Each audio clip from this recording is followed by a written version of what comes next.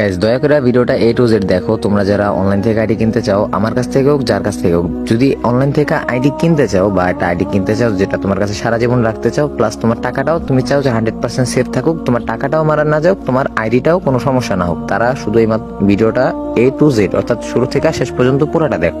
তো এখন বলবা যে ভাই আইডি কি আপনার কাছ থেকে কিনতে বলবেন, তাহলে আইডি কোনো সমস্যা হবে না বা কোনো টাকা পয়সা নেওয়া কোনো সমস্যা হবে না ইত্যাদি ইত্যাদি। সো আমার কাছ থেকে কিনো, যার কাছ থেকে কিনো, একটা জিনিস শিওর থাকো, দ্যাট মিন আমরা যারা আইডি সেল করি সঠিক নিয়মে, অর্থাৎ যারা আমরা রিয়েলি সেলার, যারা আমরা সত্যি সত্যি আইডি দিয়ে থাকি, তো আমরা যেভাবে আইডি গুলা সেল করি বা আমরা যেই নিয়মে আইডি সেল করি, তোমরা যদি অন্য জায়গায় যারা স্ক্যামার কাছে যায় যদি এই নিয়মে আইডি কিনতে চাও, ওরা কিন্তু কখনোই সেল করবে না। দ্যাট মিন এখন বলবা যে ভাই আইডি কিনার সঠিক নিয়ম কি, এখন আমি কিন্তু প্রত্যেকটা ভিডিওতে বলে দিই। আর হ্যাঁ গাইস, আজকে আইডির প্রাইসটা কিন্তু স্ক্রিনের উপরে দেওয়া আছে, আর যারা নিতে চাও স্ক্রিনে দেওয়া হোয়াটসঅ্যাপ এন্ড ইমো নম্বরে যোগাযোগ করতে পারো। সো এখন বলবা যে ভাই কি জন্য মুখে দামটা বললেন না? ভাই মুখে দামটা বলা হয়নি কারণ গাইস এই ভয়েসটা আমি আরো কয়েকটা ভিডিওতে ইউজ করবো, কারণ এই ভয়েসে তোমাদেরকে আমি সুন্দরভাবে বুঝাই দিব। তো এখন বলি যে তোমরা কি নিয়মে আইডি কিনবা বা কি নিয়মে আইডি কিনলে তোমরা কখনো প্রতারিত হইবা না, সাথে তোমাদের টাকাগুলো 100% সেফ থাকবে এন্ড তোমাদের আইডিটাও 100% সেফ থাকবে। গাইস আইডি কেনার সঠিক নিয়ম হচ্ছে তুমি যার কাছ থেকে আইডি কিনো, যে কোনো সেলারের কাছ থেকে আইডি কিনতে পারো, ঠিক আছে? আমার কাছ থেকে হোক, যেটা যার কাছ থেকে হোক। সো তুমি ফার্স্টে কি করবা, যার কাছ থেকে আইডিটা কিনবা তাকে বলবা যে ভাই আপনার ভোটার আইডি কার্ডটা দেন, অর্থাৎ আপনার ন্যাশনাল আইডি কার্ডের ফটোটা একটু আমাকে দেন।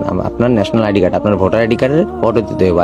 আর তোমরা কিন্তু জানো গাইস, একটা গণপ্রজাতন্ত্রী বাংলাদেশ সরকার যে আইডি কার্ডটা, ওইটা কতটা ভ্যালুয়েবল, ঠিক আছে? কারণ তোমার একটা এনআইডি কার্ডের মাধ্যমে কিন্তু বাংলাদেশ সরকার নির্বাচন হয়, ঠিক আছে? তোমার ভোটার, তুমি একজন ভোটার দেখেই তোমার সবকিছু আছে বা তোমার একটা সমস্ত পরিচিতি আছে এনআইডি কার্ডের মধ্যে। একটা এনআইডি কার্ডের মধ্যে একটা মানুষের সমস্ত ঠিকানার সাথে তার রক্তের গ্রুপটা পর্যন্ত দেওয়া থাকে। তো এখন বলবা যে ভাই আইডি কার্ড দিলেই আমরা টাকা দিয়ে দেবো না। আইডি কার্ডটা দেওয়ার পরে তাকে ভিডিও কল দিবা অথবা তার একটা পিক নিবা, যে কোনো একটা, হয়তো ভিডিও কল দিবা নয়তো পিক দিবা, পিক নিবা আর কি। সবচেয়ে বেটার হয় ভিডিও কল দিলে, কিন্তু আমার কাছ থেকে নিলে তোমরা যারা একবার আগে পরে নিয়েছো তার আগে দয়া করে এনআইডি কার্ড চাও না, কারণ তোমাকে আগে তো এনআইডি কার্ড দেওয়া হয়েছে। সো আর একটা কথা তোমাদের মাথায় রাখো, সো যেটা বলছি আগে এটা বলে ক্লিয়ার করে। সো তোমরা এনআইডি কার্ড আর ভিডিও কল অথবা পিকটা দেখার পরে তাকে টাকাটা দিবা, ঠিক আছে? তারপরে টাকা দিবা, তারপরে আইডিটা কেনার পরে এখন বলবা যে আইডি চলে যায়।